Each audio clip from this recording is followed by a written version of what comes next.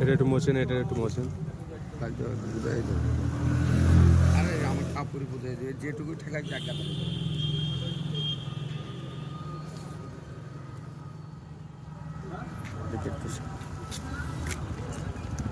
এ বাবা,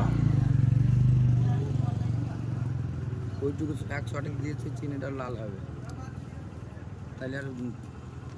কিন্তু এইটা আমি দেখতে চাচ্ছিলাম, কারণ একটা বাচ্চাকে যখন খাওয়াচ্ছেন এটা কিন্তু এরকম আরেকটা ডাক্তার একজন বলছিল